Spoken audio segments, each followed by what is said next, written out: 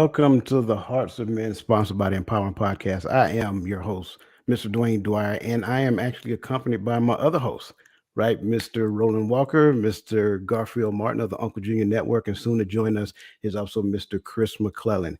Gentlemen, how are you this evening? Hey man, I'm doing well and glad to be here, man. I'm excited. Man, it's good to Appreciate have you. appreciate you extending the olive branch and allowing me to be on your show. Yes, I'm sir. Yes, excited, sir. man. Always good to have you. Roland, talk to me, brother. How you doing? And I'm excited to be here to soak up the knowledge that you guys have. Teach me a little bit about this this topic tonight. I've been looking forward to it all week. I have. You and me both, man. You and me both. Hey, listen here. One thing I gotta say, man. Uncle Junior, we need you to get a little bit more gray in your beard. I'm just saying. We Hey man, it's a little. It got a little something in there. got a little I want something it to in look kind of natural. I don't want it to be full because it ain't doing what I want to do right there. now. We love it, man. We love I'm it. gonna get it together. Hey, I got to tell on you, right? Because Roland, he kind of put it out there. You do kind of got that Charles Woodson look, though. You know Hey, what I'm saying? So everybody who know who Charles Woodson is, yeah. just type in the chat, Uncle Junior look like Charles Woodson because he does. Hey, listen, man, we've been, Roland kind of hit the nail on the head. And, I've been excited to have this conversation. It's one of those conversations that's challenging. But at the end of the day, it's one of those necessary conversations. And we're going to take a page out of Salt and Pepper book and we're going to talk about sex. However, I Let's want to do it. make sure I set the conditions before we get started, right? We're talking about how we can manage sexual energy. We're not talking about like the whole concept or idea on what to do with sex. That's not it, right? We're focused on how to manage that energy. Brother Chris, welcome, man. Welcome, welcome, welcome. Greetings, fellas. Greetings. I love the way he comes in, man, with that Undertaker tone. Greetings, know, fella. Oh man, this is good. This is good. So again, I want to set the conditions as we get into this conversation, right? We're not talking about the specificities. We're talking about how to manage the energy when it comes about you. And I have a panel of men here, and they can definitely relate to what I'm talking about. There is an overwhelming sensation that young men experience right after puberty. And if they do not have an understanding on how to manage it, it literally can take control of them, and it is literally the only thing that they think about. Right? It's when I was younger, it was like we had this acronym for Adidas. You guys know what the acronym was for Adidas? All day. See, he knows it. All day I dream about sex. Right? So I ain't get that one. you didn't get that? I missed that That's one. That's what it is. Yeah. From where I'm from, it's the fellas in the hood said it was all day I drink and smoke. Oh yeah. No, it wasn't that for us. It was all day I dream about sex. You smoke too much. All right. You better. Oh man, greetings. I greetings. know what it really mean. I'm good. Yeah, you're good. Yeah, I want to extend a appreciation for everybody who is joining us. We appreciate you guys joining us in the chat. I see Michelle Ray. I see Tawami. Welcome to the both of you.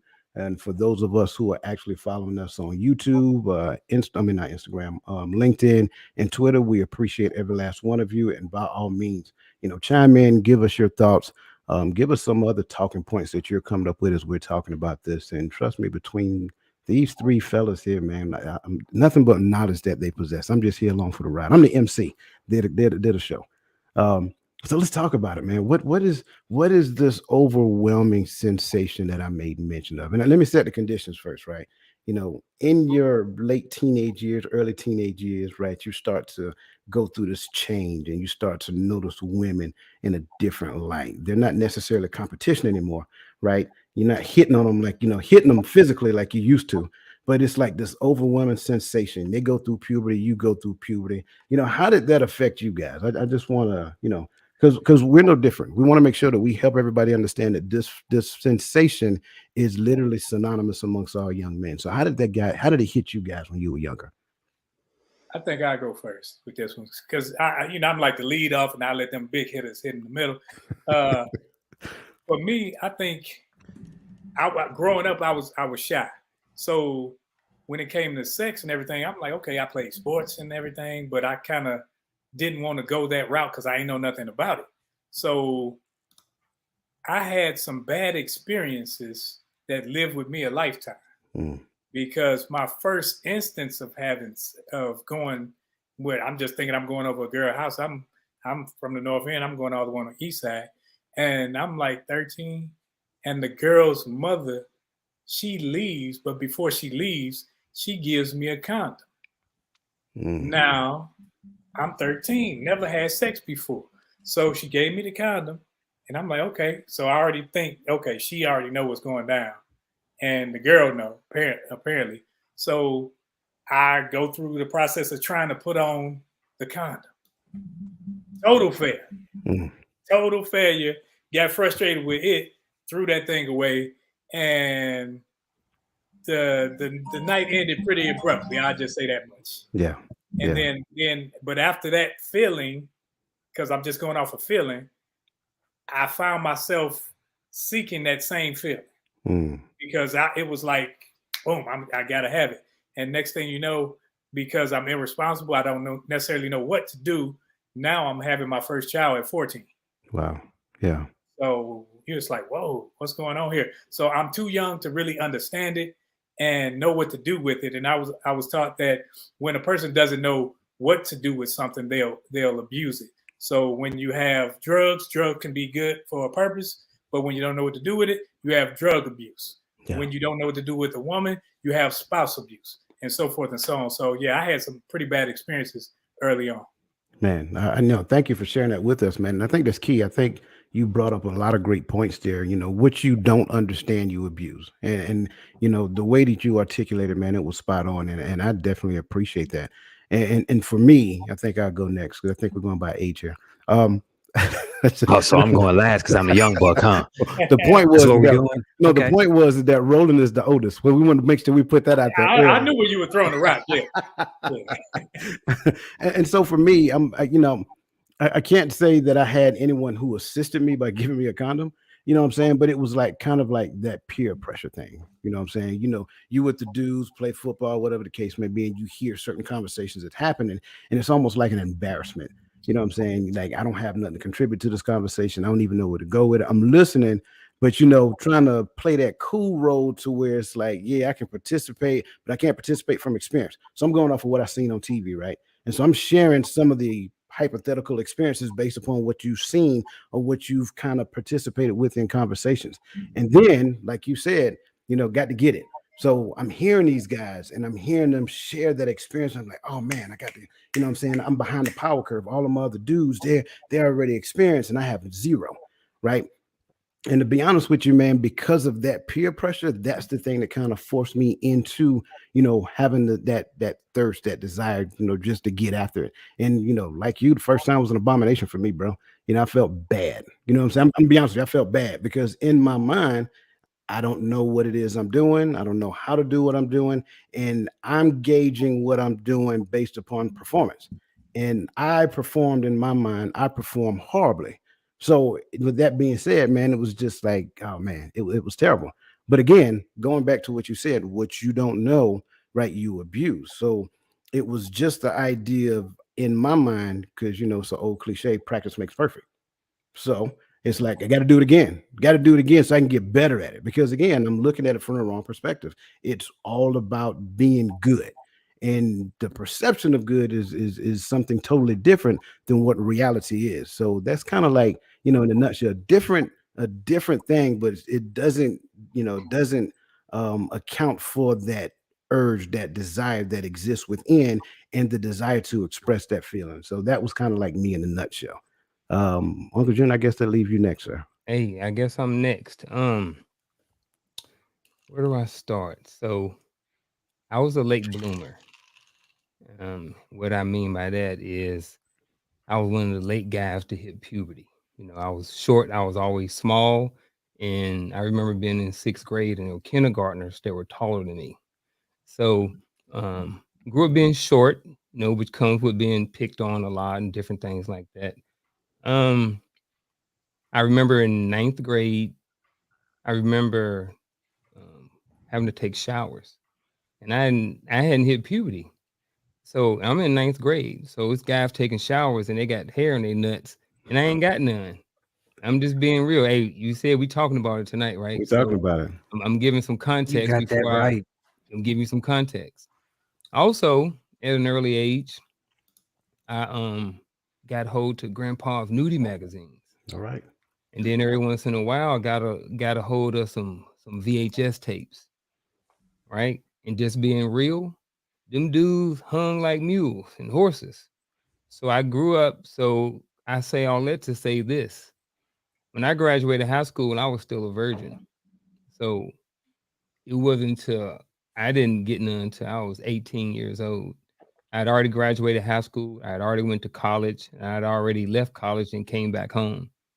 Um, I don't think girls really wasn't into me, at least when it came to sex.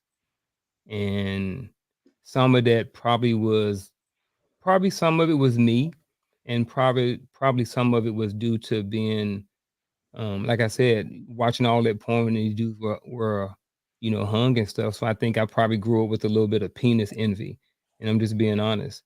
When you see all these guys and they got 12s and 13s, you just like, bro, like, and you know what I mean. No matter what you got, if that's what you're used to seeing, and then you hit puberty late, I think all of those things, had an effect on me, as an early, young man and different things like that. And I say all that to say that, I think all of those things played into why, I not waited, but I didn't have the opportunity to have anything before then. You know what I mean? The options, I didn't have options. And for whatever reason, and I think a lot of guys go through that. So I think for me, I didn't have a lot of those experiences. I wanted to have sex. I had the urge. What I mean, I saw girls and they had the fat butts, and I remember in middle school the biker shorts were in, and girls were wearing them to school in middle school. Like I remember all of the. You remember the salt and pepper days and stuff like that, and the biker shorts. Yeah, so I lived through all of that stuff. I graduated in '93, so it was like I lived through all of that stuff. And like I said, I liked girls, but girls just didn't like me in at least in that way. So a lot of kind of like what Coach was saying, I went through a lot of the same things, pretty much at the end of the day, lying on your dick. You know what I mean? You see guys talking about this and guys talking about that, and you want to be part of the conversation.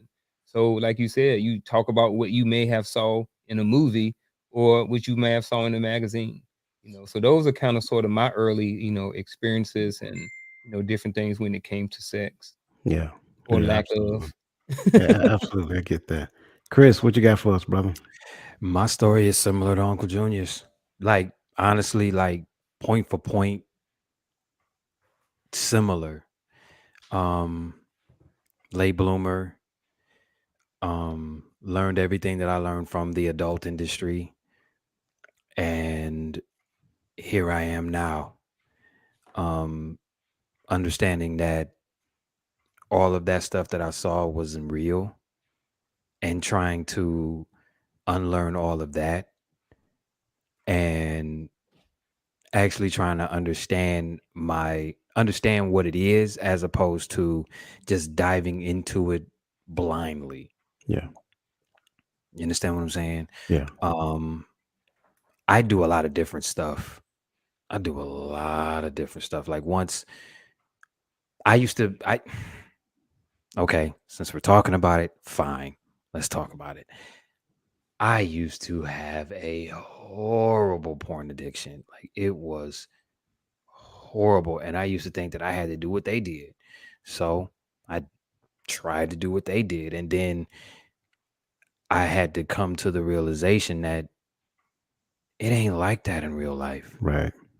Like those are paid actors and actresses that are doing that. And I had to unlearn looking at women like I looked at the women that I saw in those VHS tapes. And here I am now. Yeah. You understand what I'm saying? So yeah, Uncle Junior pretty much spoke my life. Shout out to Uncle Junior. Yeah. It sucked though. I'm just being real. Like that life sucked. It You know what I did. mean? It sucked a lot. Yeah, because you You felt like, ain't missed nothing. bro, but when you 16 and 17 and the football game over, you know what I mean? And these dudes, these cats going out and they're going up skinning up chicks, and you waiting on your mom to come pick you up or your dad, you know what I mean? Like you going back to the house. You know what I mean? Because you ain't got nobody to go with. Or in my case, I ran with the football team. I was on the football team. I all the football team with my fellas. Yeah. So it was like I was the dude that always took the L.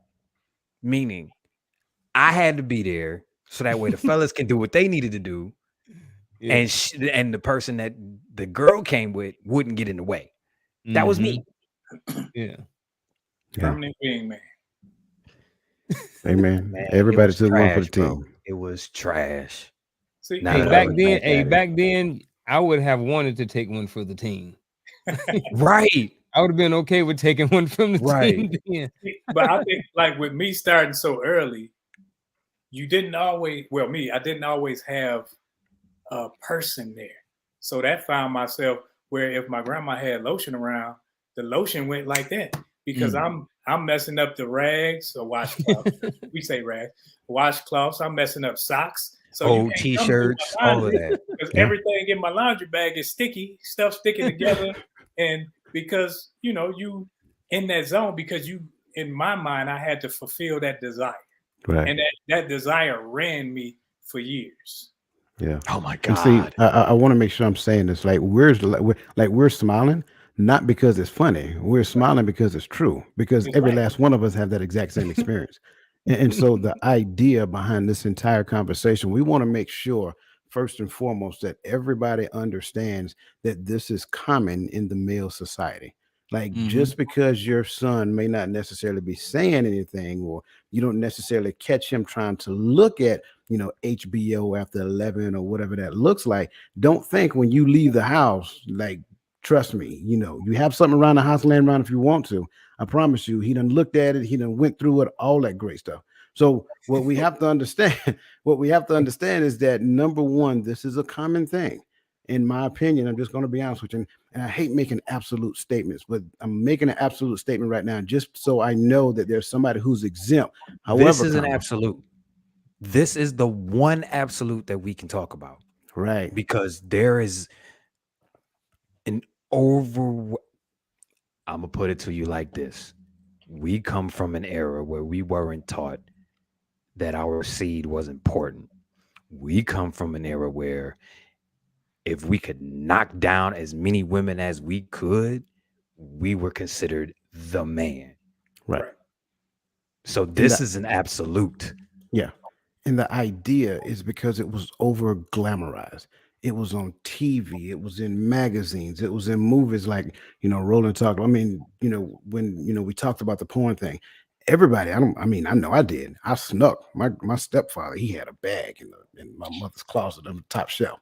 And they leave the house, I'm going in there and I'm taking one out and I'm looking. And I'm just being honest. And if she's looking at me, I'm probably going to be embarrassed to talk to her in the morning, but I'm just being honest, right? I would sneak and look at what he had, because it was available. I just happened to stumble across one day. Oh, what is this? Really? All right, then. And that's just what we did, simply because the over glamorization of something that we don't understand.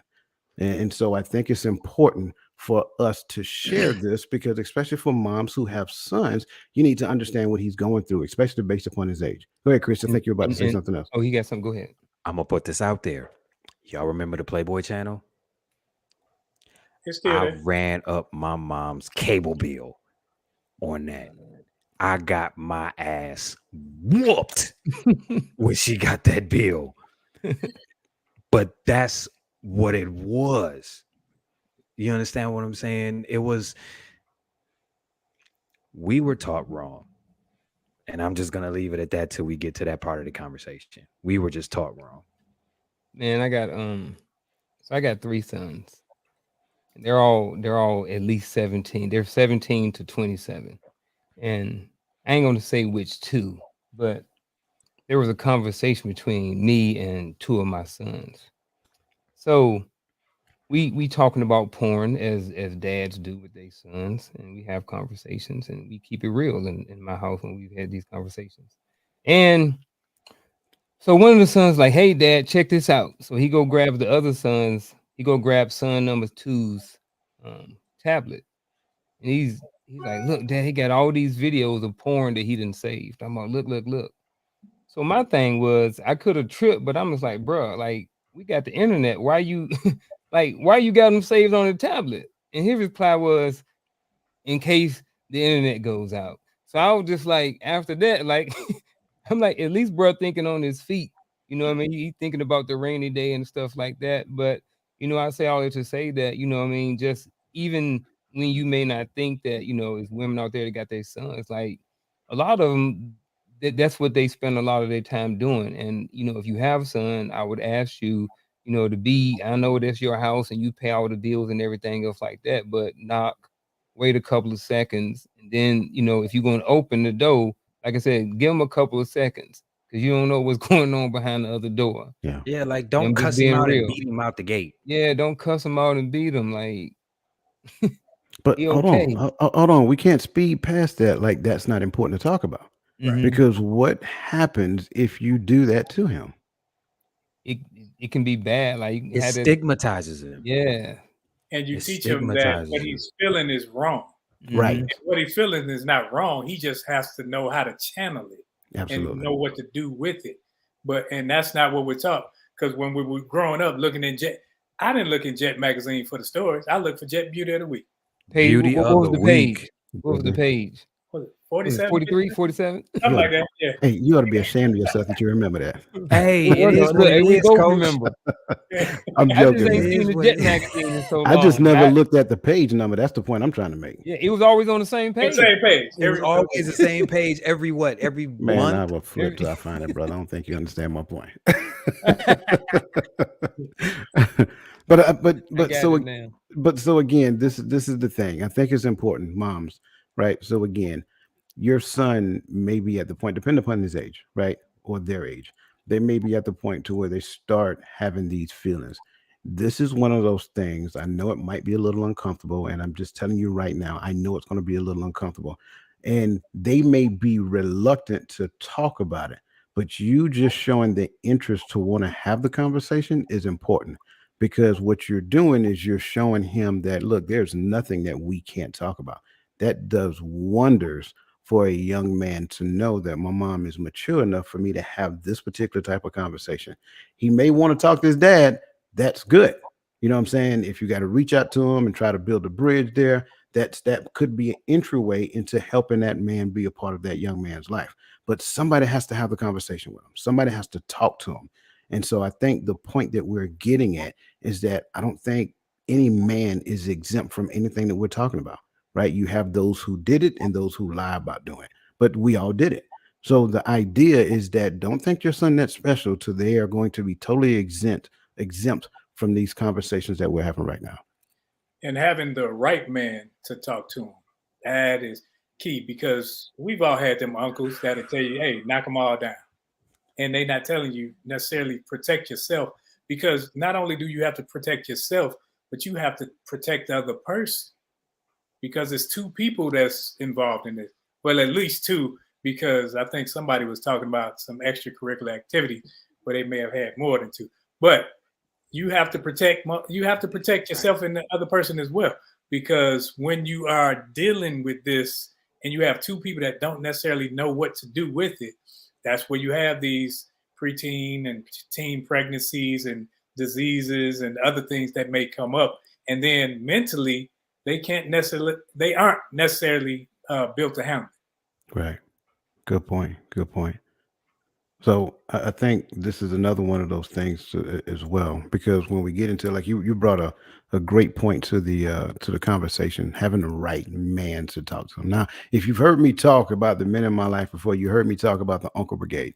So the Uncle Brigade was very important to me. However, this was one of those things that I did not get a good example from the Uncle Brigade because I mentioned one of my uncles, handsome, very funny, reminded me of Eddie Murphy. Well, yeah, exactly. The other side of that coin is that women just kept calling the house. I'm like, man, he's the man. He's the man. He's the man.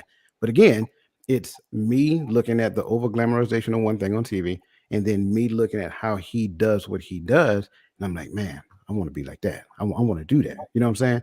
And so, again, the point that Roland's making when we talk about having the right person, it's not a bad thing for mom, you, and dad to have that conversation first, right? Have that conversation first so that when it comes down to the conversation that he has with his son, or the both of you have.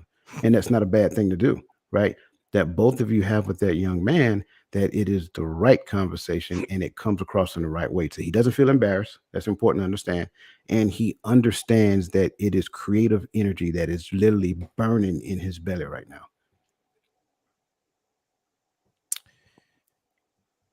So, what I would like to talk about is that creative energy. Because again, right, if we do not harness it the right way, then we can have some serious consequences, probably for the rest of our life, right? What you're teaching that young man, have a great life, go to school, go to college, get you a career. One mishap can literally change the course of that entire plan. So, that being said, let's kind of talk. Let's kind of touch into some types of conversations to have with these young fellows, right? So, what does some of that conversation look like? How do we approach that? Put condoms on the grocery list. Society is way too over sexualized. I'm glad you brought up having the right type of man to have this conversation, because I've had quote unquote OGs tell me that if I haven't been burnt, I'm not doing something right. Whoa, You understand what I'm saying? yeah, I heard that. Trash, bro. Yeah. Trash. Mm. Sit that boy down with a man that you trust and let that boy know that what he's feeling is natural. yeah, We carry the spark of life. Be fruitful and multiply was for us. We can literally reproduce until the day we die, as long as our swimmers work.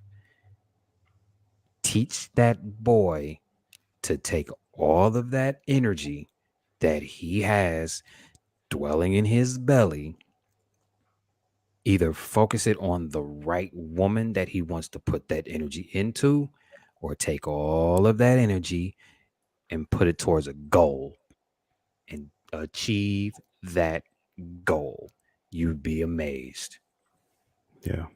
I But like that. teach him how to use go get a box of Trojans, go get a banana or a cucumber or whatever you need. Show him how to use it, and make sure that he knows not to not use it unless he plans on marrying a woman. Mm. I like Mm. you said that, because when I was younger, after my second pregnancy, I think I was 16. Not like pregnancy, I was pregnant, but the doctors gave me condoms, and on these condoms they had instructions, and on the instructions it said put a little water in the tip, and because all men use the same excuse. I don't like the way it feels. It don't feel good. So we were buying sheepskin, and you can get burned with sheepskin and all that other stuff. But You and ain't I gonna put like it the way on, that feel either. right, and learning how to put it on, and not necessarily trusting the girl, because I've been not burned Whitney, physically, but I've been burned by somebody saying I'm on the pill or something like that. So I'm trusting her that she's protected. So I'm thinking I'm protected. Next thing you know, she talking about, we got to go to the doctor. So you have to, the man can't trust that she's protecting both of us. We both got to protect ourselves, women as well. Absolutely. we're Absolutely. talking about men of value earlier this week on a, on the elevated dialogue. And speaking of value, I think that men have to treat their seed as value. I think Oh you my need to God. have those conversations about how important that seed is. Like that seed, like you said, that seed carries life. And if you put that seed in the wrong ground, if that seed is planted in ground that's not good, it may produce as such. Not saying that something good can't come from it, but you lower the chances. And then at the same time, men have to understand that once conception happens, you don't have any more control. You lose all control. So if you put the seed in the wrong soil or the wrong ground, it may not be in your best interest as what's going to grow from that. If there's a child and it's by the wrong person, now you may have custody issues, baby mama drama. You may never be able to see your child to suffer on weekends and maybe Wednesdays for lunch or something. May not be able to go pick up child from school. Yeah. You know what I mean? So your seed is so valuable. You know what I mean? And I think those are some of the conversations that we need to be having with young men too, is about how important it is and some of the repercussions if you don't plant your seed into good ground. Yeah, that's a good point. And I think I want to kind of spin off that as well because I don't. I hope you guys don't get me for saying this. I don't believe that they're bad people. I'm just going to be honest with you. I just believe that at the end of the day, we just have not realized our full potential.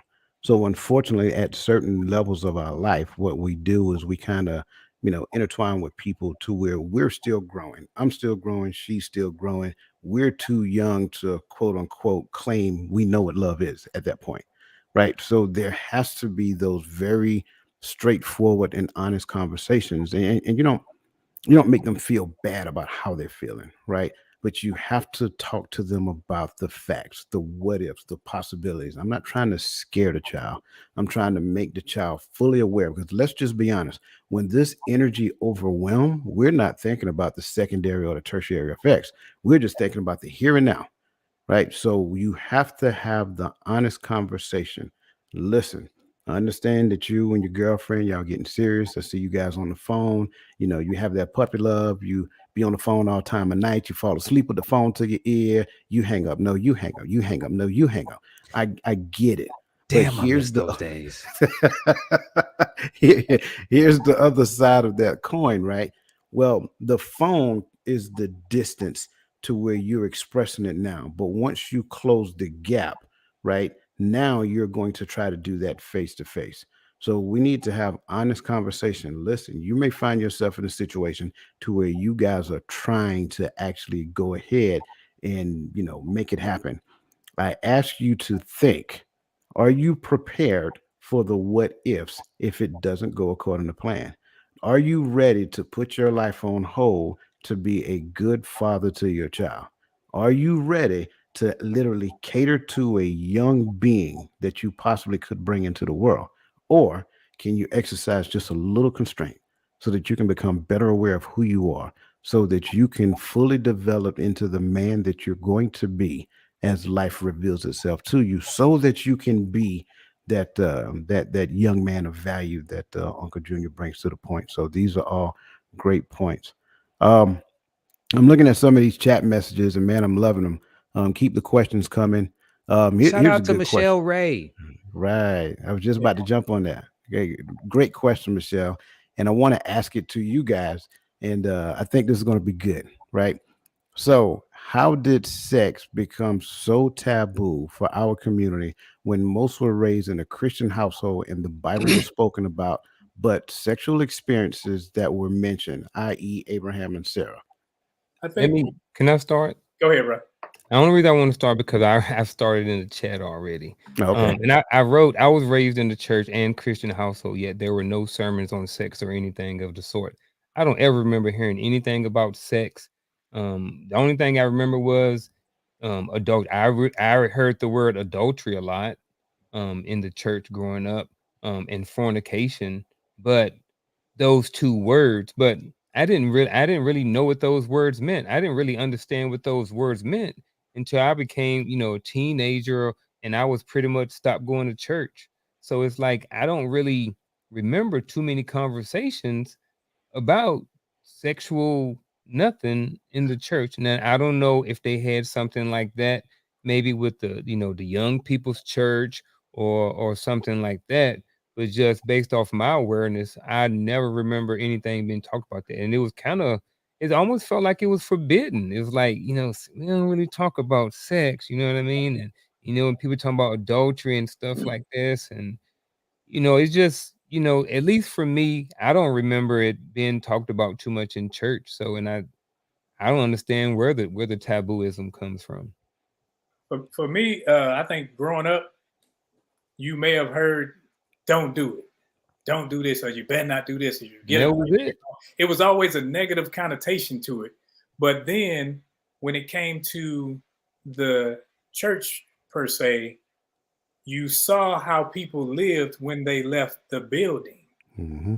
So when your parents or your uncles or whomever they go into church, but you done knocked up the sister down the street, or you've done this. So it's like, okay, as long as I'm good to a certain extent, I'm okay. Yeah. And we I don't think, people will talk about church, this, that, and other, but I think when you go to church, the pastor is preaching messages that he made up, or that it's always centered around certain events, certain days, this, that, and other. It's not necessarily something that's we're gonna talk about sex. Now, I was involved in one a few years ago. It was a sex conference that they came from Houston and spoke on sex and everything. And but that was totally different, because them old folks don't want to talk about sex. Mm-hmm.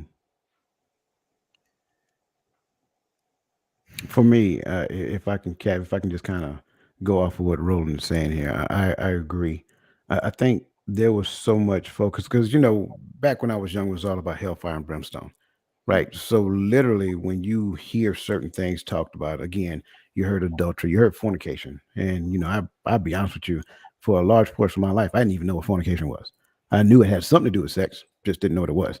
And so, because it was so much taught in the church about what I can't do, it was just like one of those things to where it's all about don't do this, don't do that, don't do this, don't do that. But we never talked about what I could do, what's available, what's possible, right?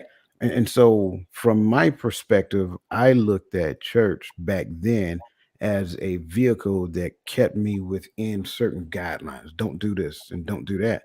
But it never told me what I could do. And so, I think with that being said, I think the whole taboo when it comes down to our community was centered around the don't do. When you heard it, and talked about it in a particular light, yeah, we had, and we should have. I want to say it this way. It was almost as though we came out of the church understanding that you can't have sex. However, you can have a girlfriend, but you can't have sex. And to me, it's just like, well, yeah, I got that, but how does the relationship, if that's what you want to call it at that point, because again, I'm young and probably relationship wasn't my focus. How does it evolve? What does it look like going forward? And so the taboo for me as a little boy, I was embarrassed to have that conversation. I didn't want to go talk to my mom about having sex. I didn't even want to think about her having sex. I came here some way. I want to believe I came in on a stalk. I didn't want to think about my mama having sex. I'm be honest with you. So the last thing I want to do is talk to her about sex, simply because having sex conversations in our family, in our community, so forth and so on, was not something that was the norm. And because it wasn't the norm, I steered clear of it and just decided to let the streets teach me what I learned. Let's be real. Let's just bottom line this.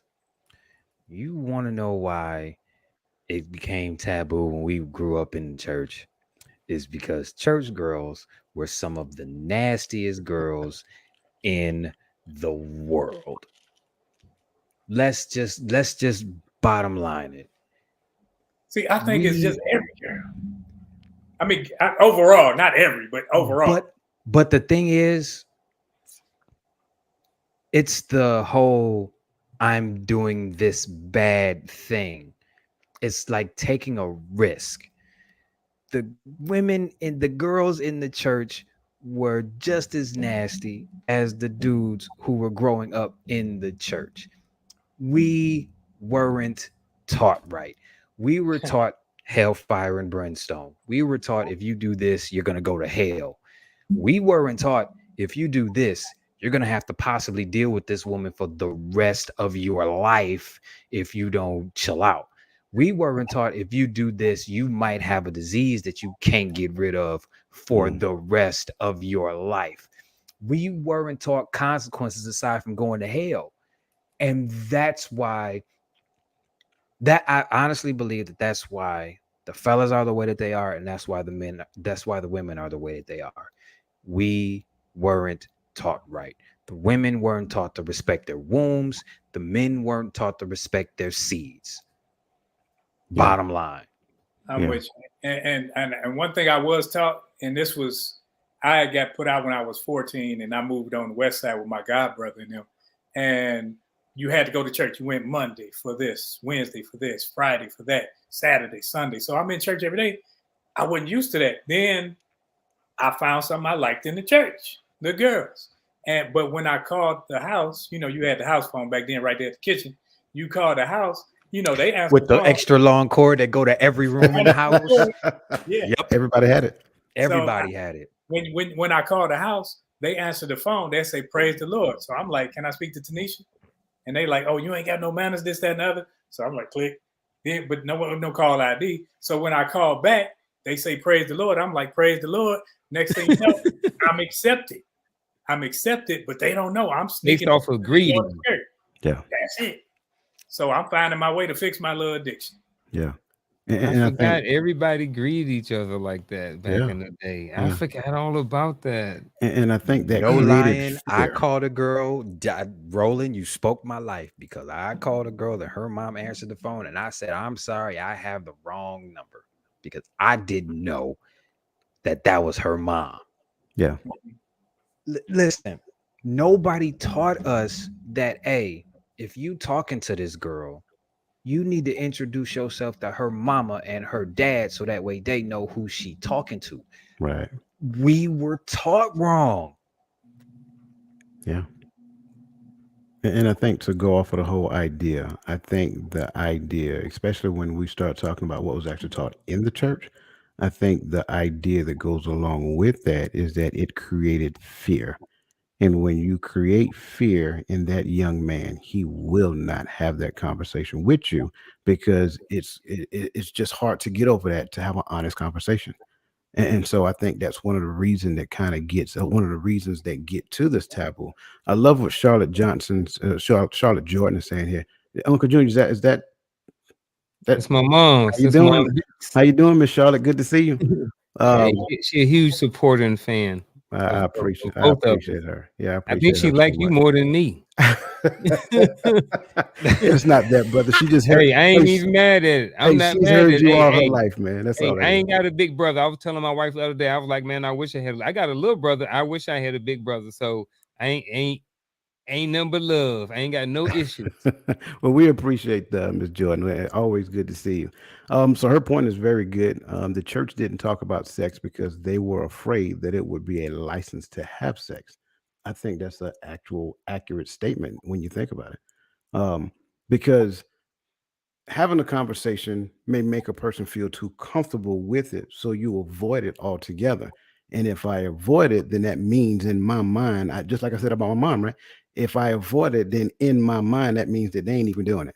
And that is the furthest thing from the truth. So I think she is spot on with that one. Yeah. Michelle Ray is still dropping science. I definitely appreciate that.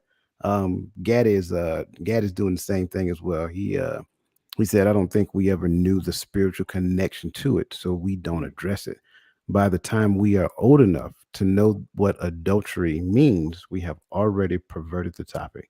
Man, I can talk about that just alone for the next 10, 15 minutes. But he's right. When I was younger, you couldn't even talk to me about the spiritual anything, because I didn't even understand what the spirit was. Let me be honest with you. When I seen somebody in the corner of the church jumping up and down, shouting, screaming, it scared me. I didn't want anything to do with it. I had no idea. And doing then, it was called the Holy Ghost. It was a ghost. I don't want it. It was weekly at my church Yeah, growing up. man. It was. I was afraid of it. So I love it, man. Great conversation, gentlemen. I appreciate that. Shout out to everybody in the chats, man. You guys are awesome. Joel Atkins, always good to see you, sir. His personal opinion is that the conversation about sex in the church being taboo is overcorrected by talking about it so openly. Good point. I like that as well. I love it. And It's that like, right there, that's saying even the next one, he's saying a whole lot with that Yeah. statement. true that. It just now saying a became lot cool to in talk that about this statement. type of stuff. Yeah. Right. Absolutely. Absolutely. From not just to finally being allowed to talk about. Yep. Absolutely. Man, you guys are I, awesome, by the way. man, I ain't even. Yeah, I'm gonna leave that part alone. No. Don't leave it alone. Joe, we appreciate you, man. Again, always good to see you. Welcome back this week as well. So again, this week we're talking about sexual energy, right? When these young men start experiencing that sexual energy, how do we help them with that? What are some of the things that we can do? My man Chris said, get you a banana and a box of condoms and teach them how to use it, Teach him how to right? use it. Teach them how to use it. I don't Teach him disagree with how to what you're use saying. it and make sure that he has them on him. Whenever he's going out with a girl, whenever he's going to a party, whenever he's going someplace where you can't supervise.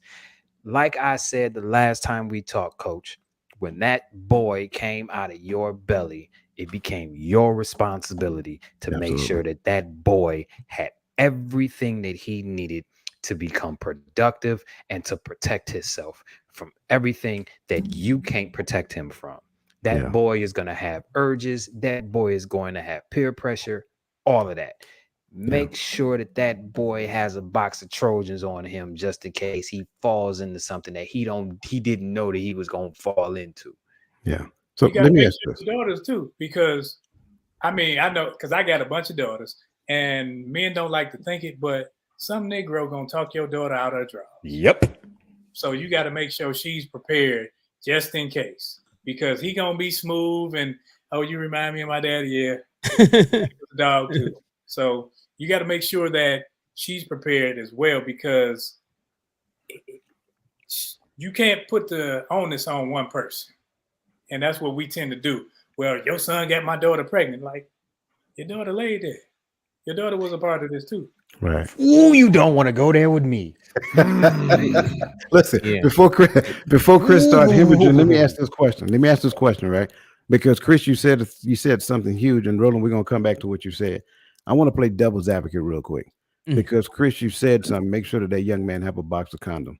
And this question is not just for Chris. By all means, you can answer in the chat. You guys feel free to answer as well. Do you feel? You got to check it out.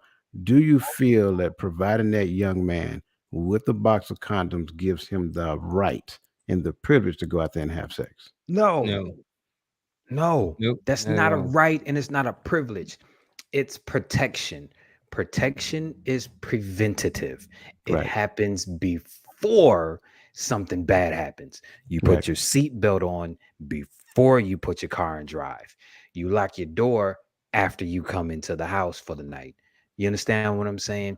Yeah. It's a protective, preventative measure just in case he falls into something that he didn't know he was going to fall into. Yeah. I'm 41 years old. I'm single with no children by the grace of God and the skin of my teeth. Yeah. Once I had my scare, I put condoms on the grocery list just because I knew I didn't want to deal with nobody for the rest of my life unless I knew I was going to put a ring on that finger. Right. Bottom So my line, I'm answer. a product of a single mom home. I would never put anybody through that ever. Being a product of a single mom home is such a detriment because there's a piece of me that's missing that I'm getting from y'all or I'm getting from outside sources that I should have got from home because nobody taught me this. Yeah. You understand what I'm saying? I had to learn this the hard way. Once I got that paper from the courts downtown saying you got to come downtown to have a swap to make sure that this kid ain't yours, I'm like, oh, hell no. This definitely ain't happening. You out your mind. Okay, let me go ahead and buy some stocking. Let me go ahead and put stocking Trojan, and then I'm going to go buy some. I have a box sitting on my dresser right now. I'm going to do everything in my power to prevent anything. I'm going to do everything in my power to protect myself. I Yeah. have to. Moms, if you have sons, do everything in your power to make sure that he has everything that he needs to protect himself from things that he don't even know he need protection from. Yeah. Yes. I'ma shut up. Yes. No, you good, man. Go ahead, Junior. So the answer is yes. If you provide your son with condoms, You pretty much give them a license to cheat. Cheat. That's how I thought for many years. I no longer think like that. That's how I thought probably with my first son. Early on, that's what I thought. As I started experiencing life, I'm like, that doesn't give him a license to cheat. I also told him, if he don't know if he remember or not, that, hey, keep $20 folded up in your wallet at all times.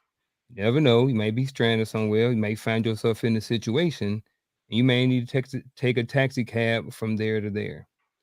Or you may be drunk somewhere and you may need to take a cab home. It didn't give him a license to go drink, but what it did was it gave him preparation in case. Yeah. Because at those very young teenage years and stuff like this, like we can't expect their brain is not even fully developed to even see long term.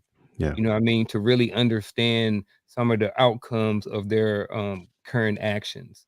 So they don't get it. But at least if we put the condom on, it may prevent a birth, an unwanted birth. It may prevent an unwanted disease. So I believe that, we should teach that. And it doesn't mean that if I give my child a condom that I'm giving him the green light to go and have sex. Yeah. I'm with you because I think that you got to prepare your children. And if you don't, because what we're thinking is they going to make the decisions we want them to make. But you can't make smart decisions when you're stupid. And every man on here knows when that blood goes from your brain down to your little brain, you make some dumb decisions. You done mess with some people, you be like, what the heck was I thinking? You weren't thinking, you were horny. Yeah. And now, if you would have had to think, okay, at least I have this measure. Now you don't have, like you said, that unwanted pregnancy or that disease. So I know Tawami said he does, but I think you got to prepare your children for what's out there, not for what you want them to do. Right. I love it. And it's not to say that even that Gaddy is wrong. Everybody chooses to raise their child their own way. And I'm not here to deny, in some cases it may push some kids to do that. Yeah. That's not necessarily my personal belief or experience, but I can see it both sides. But I was on that fence years ago, and now it's like, and you can teach and you can train your kids all day long, but you're not always around your kids. Yeah. And that's the reality of it. So you need to prepare them and teach them how to protect themselves when you are not around. And then those are good habits to practice at the end of the day anyway, especially if you're going to not be married and you plan on having sex. Everybody may or may not live by the code or the Bible or whatever set of rules and laws, and even our own children. You know what I mean? Just because we may be a certain way and believe a certain way doesn't necessarily mean that they're going to actually conform to our beliefs. So if they are all here in this world, living in this world, and even though they may raised a certain way, they still have to go out there every day and face those same problems and issues that whether you saved, unsaved, living or unliving, you still gotta walk the gauntlet of life. So we have to prepare our sons. And we say it all the time, who's going to protect men? You know what I mean? Well, we are, us four up here, we got to protect these guys. So we got to give them valuable information to where they go out there and hopefully not make some of these mistakes. And putting that condom on can prevent a whole bunch of mistakes or unwanted things.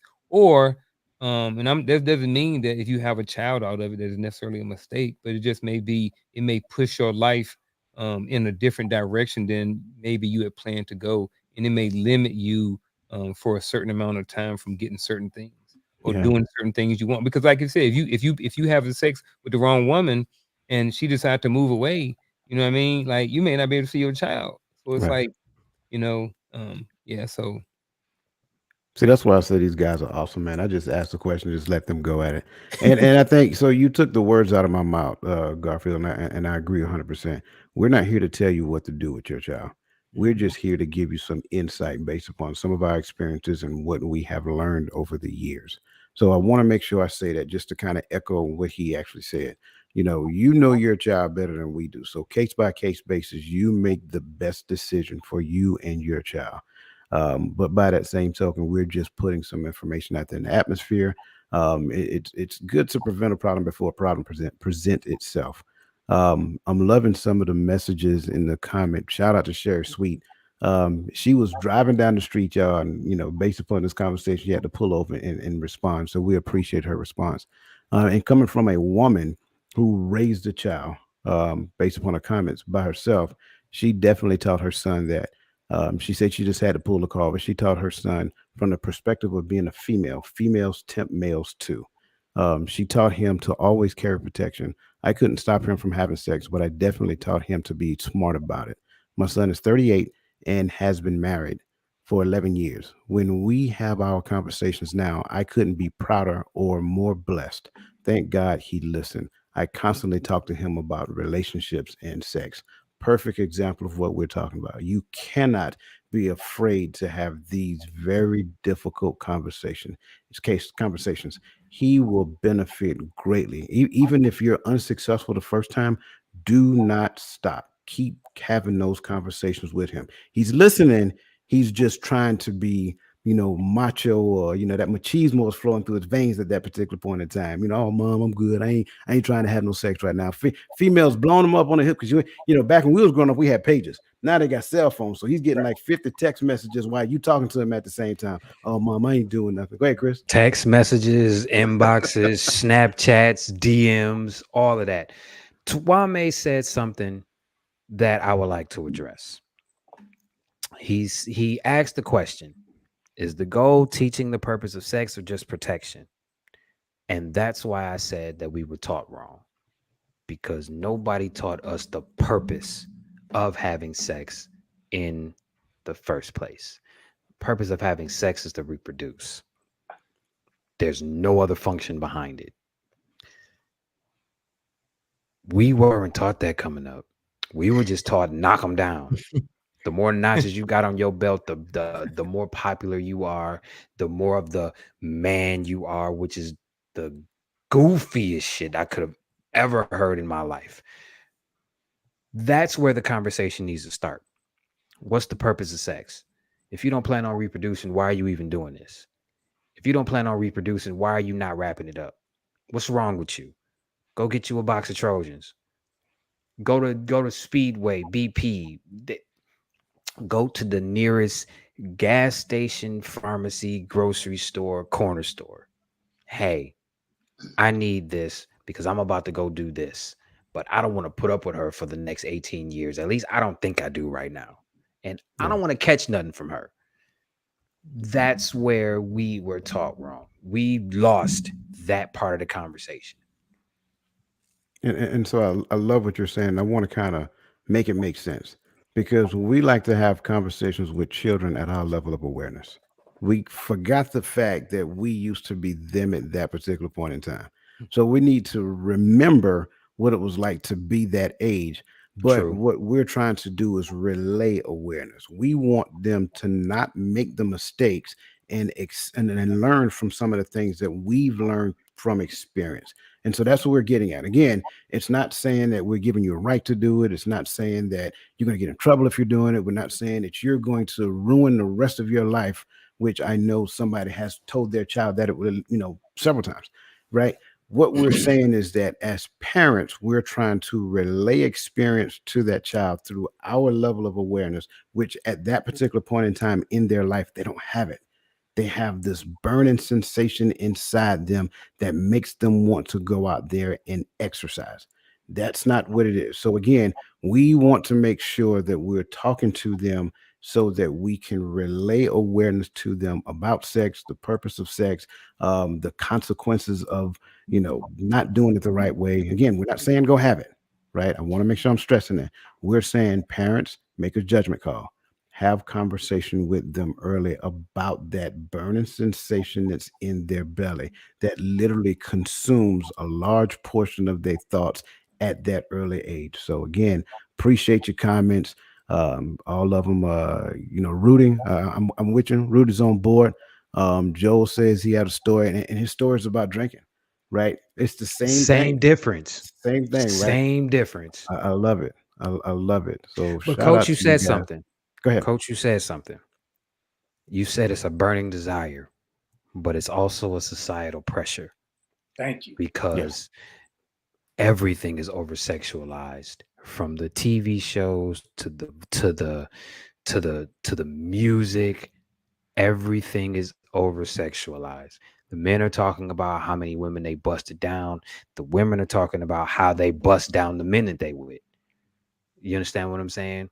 Yeah. There's a societal pressure for men to be sexual Adonises. Yeah. And that's not what it is in the real world. Right. So I'm gonna Right. just leave it at that. No, but you're right. Even when you start talking about music, rap videos, you know what I'm saying? It's a thing for them to have a whole bunch of females in the rap videos, half dressed. Twerking is now I don't know, the modern day version of the You have Charleston. state representatives twerking and then getting mad because we're talking about you being a state representative showing your ass. Sit down somewhere. Go fix a school district. Why are you on a beach on a handstand? What is wrong with you? And it's okay. Like I feel like I'm in the twilight zone sometimes because a lot of the stuff that's okay would have gotten my ass whooped if I was younger. Yeah, You understand what I'm saying? I do. Think about when you go to the gym. When you go to the gym, the women got on barely anything, and you looking at, And then get mad when you look at them. right, Like, I'm a dude. I'm a look. right. Yes, you're on the squat rack in those Nike Pro Fit leggings, in that crop top. Yes, Yeah. I'm going to look.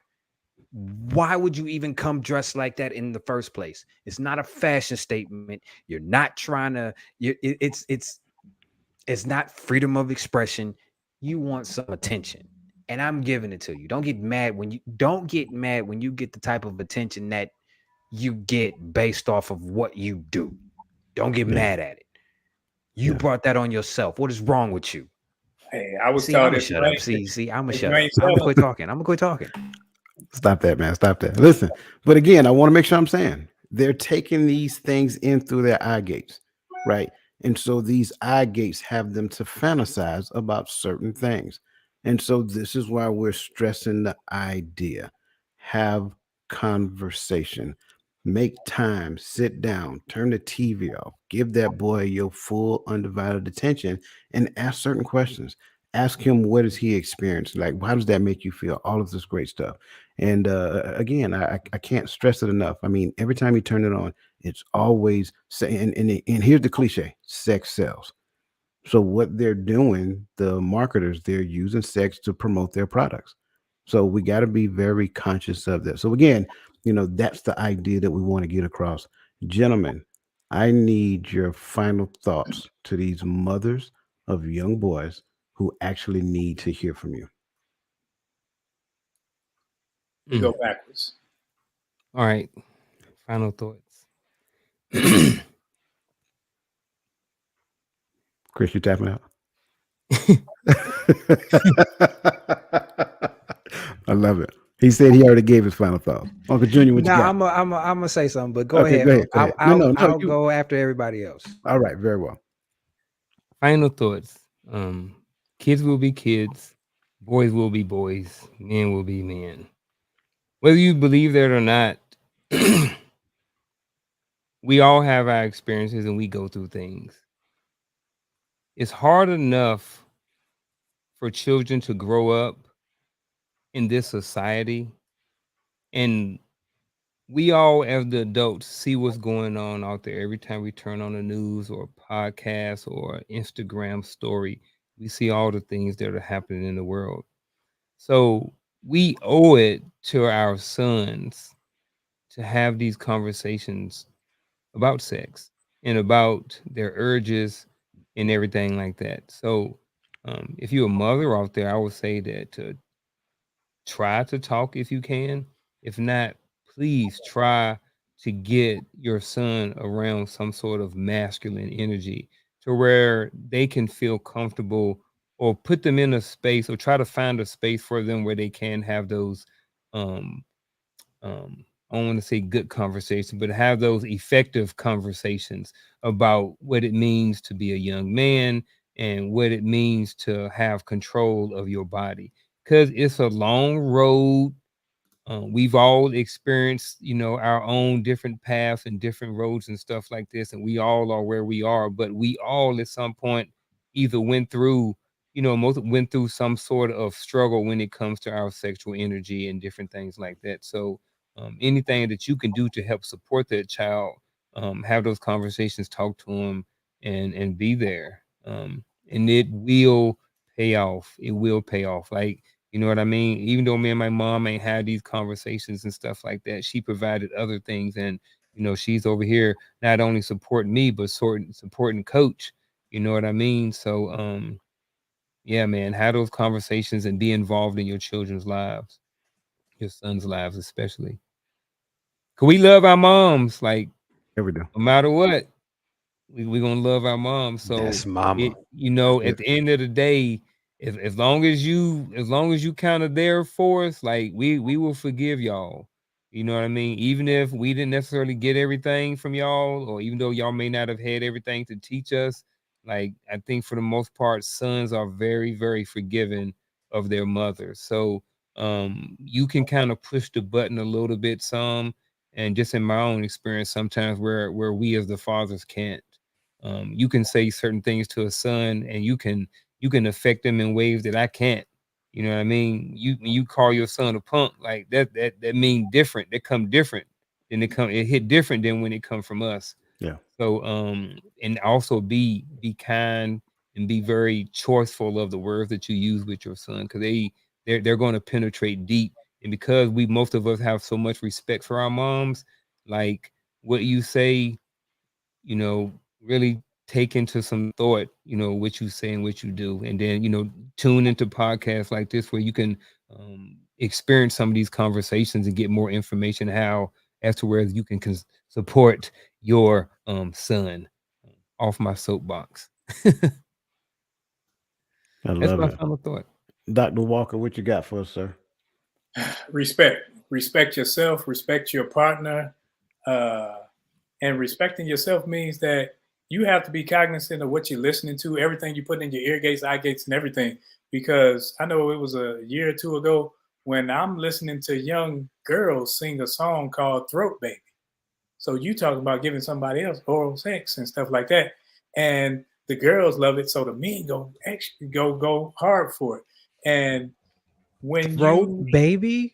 yeah, yeah, just yeah, and you have to be aware of what you're putting into yourself. And when you teach a person respect from a young age, how to respect themselves, they will have a deeper level of sense about themselves and what they allow other people to do and express through them and to them. So you got to respect yourself. You got to learn what should go and what shouldn't go when it comes to sex and everything else, because you should you should look at yourself, put yourself on a pedestal.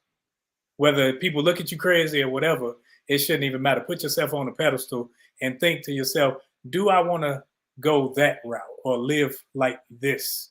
If I want to do better and live better, I got to make better decisions. And you start teaching that at an early age.